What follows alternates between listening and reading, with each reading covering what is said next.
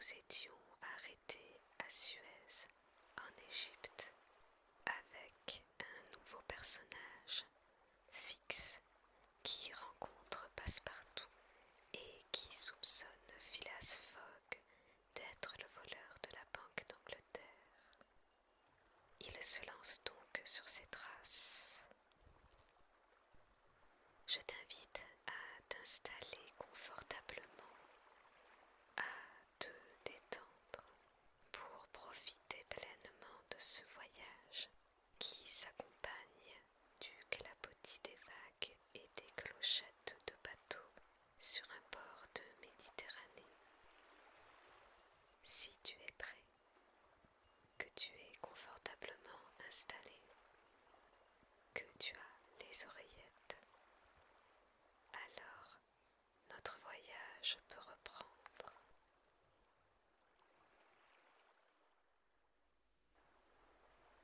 Chapitre 6, dans lequel l'agent Fix montre une impatience bien légitime. Voici dans quelles circonstances avait été lancée cette dépêche concernant le sieur Phileas Fogg. Le mercredi 9 octobre, on attendait pour 11 heures du matin à Suez le paquebot Mongolia de la Compagnie péninsulaire et orientale, steamer en fer à hélice et à spardec, jaugeant 2800 tonnes et possédant une force nominale de 500 chevaux. Le Mongolia faisait régulièrement les voyages de Brindisi à Bombay par le canal de Suez. C'était un des plus rapides marcheurs de la compagnie et les vitesses réglementaires, soit 10 000 à l'heure entre Brindisi et Suez et 9 053 centièmes entre Suez et Bombay, il les avait toujours dépassés. En attendant l'arrivée du Mongolia, deux hommes se promenaient sur le quai au milieu de la foule d'indigènes et d'étrangers qui affluent dans cette ville, naguère une bourgade, à laquelle la grande œuvre de Monsieur de Lesseps assure un avenir considérable. De ces deux hommes, l'un était l'agent consulaire du Royaume-Uni, établi à Suez, qui, en dépit des fâcheux pronostics du gouvernement britannique et des sinistres prédictions de l'ingénieur Stephenson, voyait chaque jour des navires anglais traverser ce canal, abrégeant ainsi de moitié l'ancienne route de l'Angleterre aux Indes par le cap de Bonne-Espérance. L'autre était un petit homme maigre, de figure assez intelligente, nerveux, qui contractait avec une persistance remarquable ses muscles sourciliers. À travers ses longs cils brillait un œil très vif, mais dont il savait à volonté éteindre l'ardeur. En ce moment, il donnait quelques marques d'impatience, allant, venant, ne pouvant plus tenir en place. Cet homme se nommait Fix, et c'était un de ces détectives ou agents de police anglais qui avait été envoyé dans les divers ports après le vol commis à la Banque d'Angleterre. Ce Fix devait surveiller avec le plus grand soin tous les voyageurs prenant la route de Suez et, si l'un d'eux lui semblait suspect, le filer en attendant un mandat d'arrestation. Précisément, depuis 2 jours, Fix avait reçu du directeur de la police métropolitaine le signalement de l'auteur présumé du vol. C'était celui de ce personnage distingué et bien mis que l'on avait observé dans la salle des paiements de la banque. Le détective, très alléché évidemment par la forte prime promise en cas de succès, attendait donc avec une impatience facile à comprendre l'arrivée du Mongolia. « Et vous dites, monsieur le consul,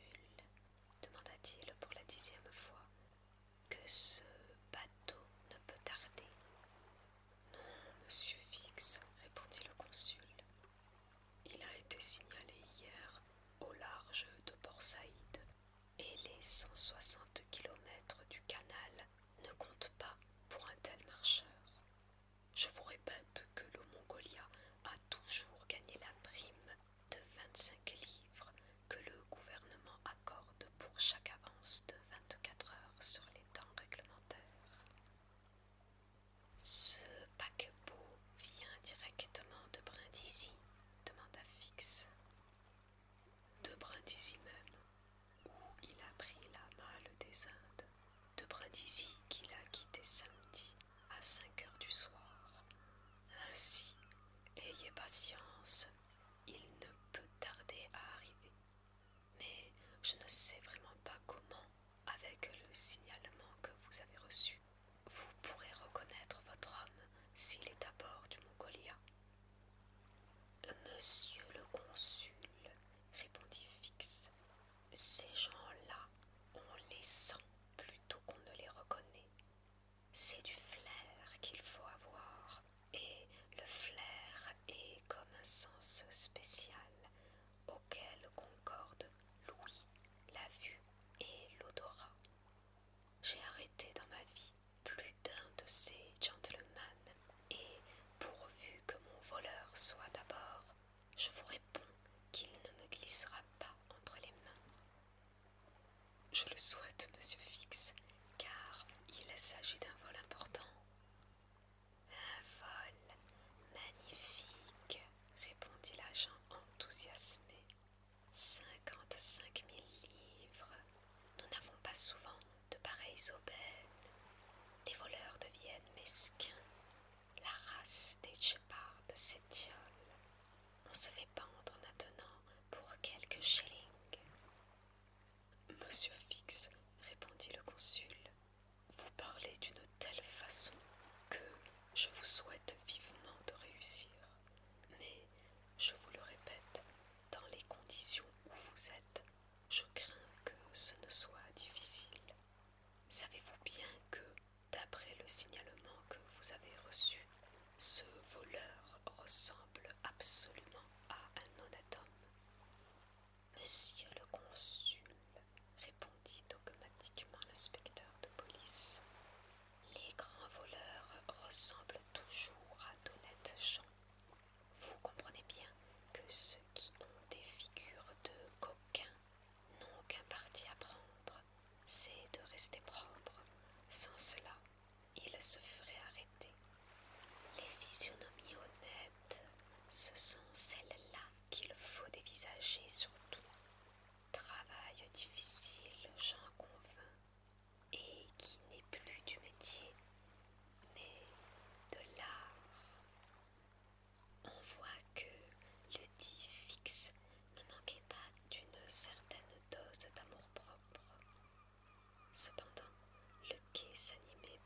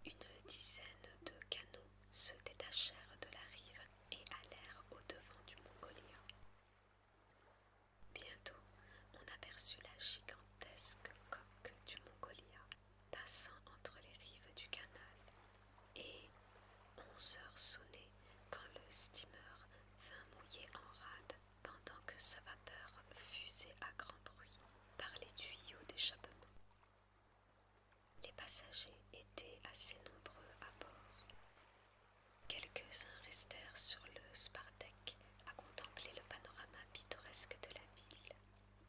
Mais la plupart débarquèrent dans les canots qui étaient venus accoster le Mongolia. Fix examinait scrupuleusement tous ceux qui mettaient pied à terre.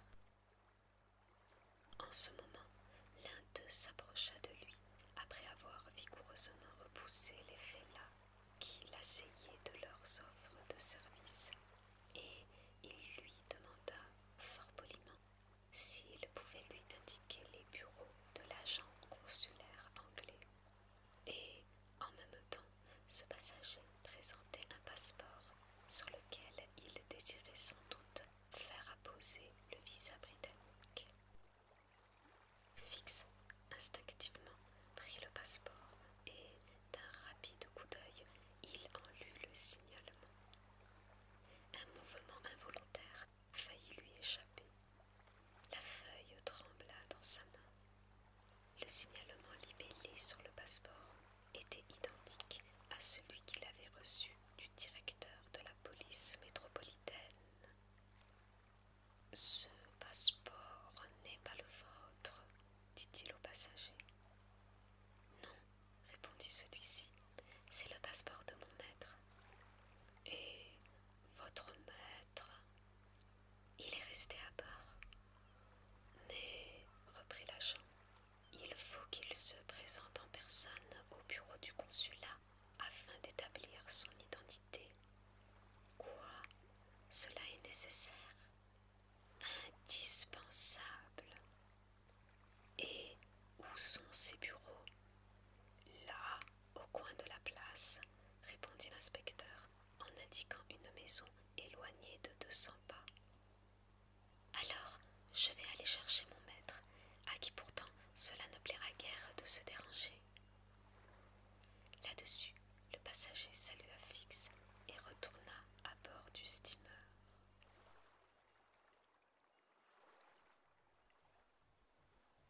Chapitre 7, qui témoigne une fois de plus de l'inutilité des passeports en matière de police. L'inspecteur redescendit sur le quai et se dirigea rapidement vers les bureaux du consul. Aussitôt, et sur sa demande pressante, il fut introduit auprès de ce fonctionnaire.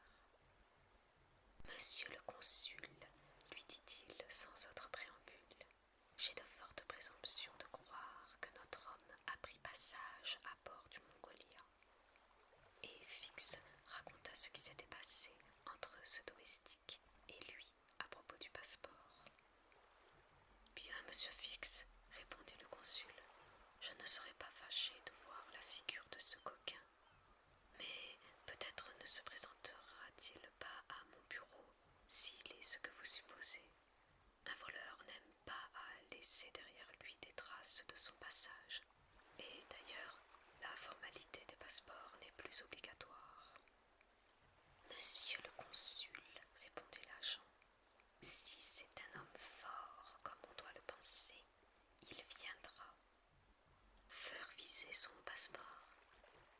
Oui, les passeports ne servent jamais qu'à gêner les honnêtes gens et à favoriser la fuite des coquins. Je vous affirme que celui-ci sera en règle, mais j'espère bien que vous ne le viserez pas.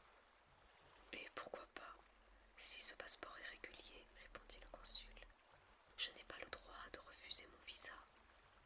Cependant, monsieur le consul, il faut bien que je le retienne ici, cet homme, jusqu'à ce que j'aie reçu de Londres un mandat d'arrestation. Ah, cela, monsieur Fix, c'est votre affaire, répondit le consul. Mais moi, je ne puis. Le consul n'acheva pas sa phrase.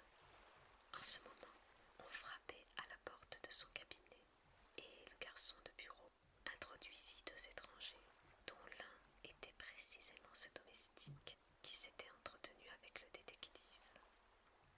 C'était en effet le maître et le serviteur. Le maître présenta son passeport,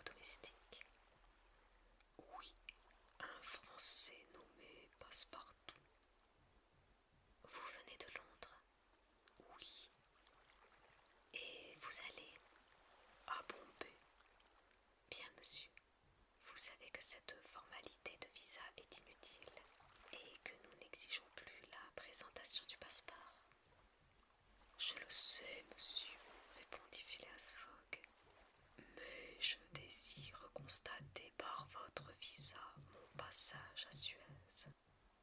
Soit, monsieur. Et le consul, ayant signé et daté le passeport, y apposa son cachet. Monsieur Fogg acquitta les droits de visa et, après avoir froidement salué, il sortit, suivi de son domestique. Eh bien, demanda l'inspecteur. Eh bien, répondit le consul, il a l'air d'un parfait honnête homme. Possible, répondit Fix, mais ce n'est point ce dont il s'agit.